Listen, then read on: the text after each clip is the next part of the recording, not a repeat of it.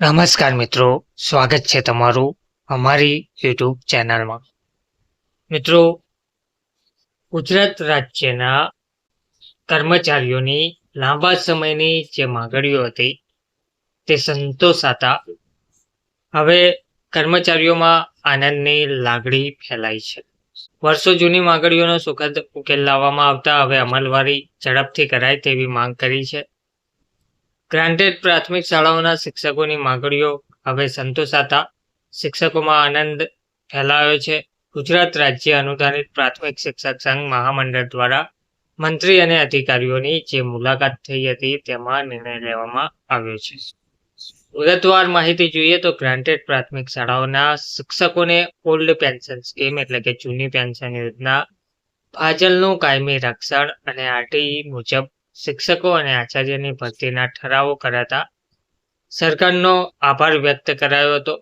Granted પ્રાથમિક શાળાઓના શૈક્ષણિક કર્મચારીઓ નિમણૂક તારીખથી જ નોકરીનું રક્ષણ આપવું, તારીખ 1/4/2005 પહેલા નિમણૂક પામેલા કર્મચારીઓને ઓલ્ડ પેન્શન સ્કીમ લાગુ પાડવી અને આરટીઈની જોગવાઈઓ મુજબ શિક્ષકો તથા આચાર્યની ભરતી કરવા બાબતના ઠરાવો થતા ગુજરાત રાજ્ય અનુદાનિત પ્રાથમિક શિક્ષક સંઘ મહામંડળના હોદ્દેદારોએ શિક્ષણ મંત્રી તથા શિક્ષણ વિભાગના અધિકારીઓ અને પ્રાથમિક શિક્ષણ નિયામકનો આભાર વ્યક્ત કરતા શુભેચ્છા મુલાકાત લઈને આભાર વ્યક્ત કર્યો હતો.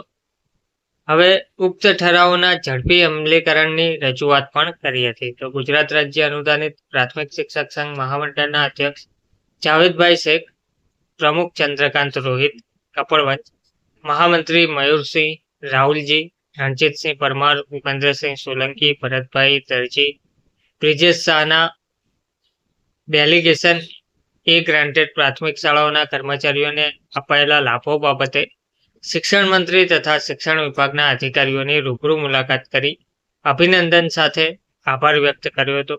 સાથે જ પ્રાથમિક શિક્ષણ નિયામક એમઆઈ જોશીની રૂબરૂ મુલાકાત કરી ઓલ્ડ પેન્શન સ્કીમને લાગુ પાડી નાણાં વિભાગના ઠરાવની સમય મર્યાદામાં વિકલ્પ ફોર્મ ભરાવવા, આરટીઈની જોગવાઈ મુજબ શિક્ષકોની ભરતી પ્રક્રિયા શરૂ કરવા તથા આચાર્યની ભરતી માટે સિનિયોરિટીની માપદંડને અનુસરવાની માંગણી પણ કરી હતી. તેના પ્રત્યુત્તરમાં નિયામકે સિનિયોરિટીની નહીં પણ સીધી ભરતીને ધ્યાનમાં લેવાશે અને આ બધી પ્રક્રિયા પહેલા વિદ્યાર્થીઓની સંખ્યાના આધારે શિક્ષકોનું સેટઅપ અને રોસ્ટર પ્રમાણિત કર્યા બાદ ખૂબ જ ઝડપથી શિક્ષકોની ભરતી કરાયા બાદ ટાટની પરીક્ષાનું આયોજન કરાશે અને જૂના શિક્ષકો માટે પણ રોસ્ટરના આધારે ભરતી પ્રક્રિયા હાથ ધરવામાં આવશે ની માહિતી પૂરી પાડી હતી. તો નિયામકે રજૂઆતો સાંભળીને સંતોષકારક પ્રત્યુત્તર પાઠવવા બદલ આભાર માનવામાં આવ્યો હતો.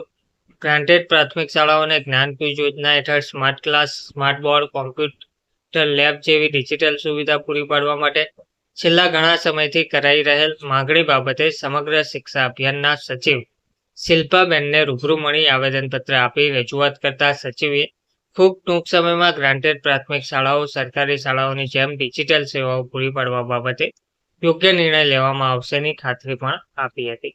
ધન્યવાદ.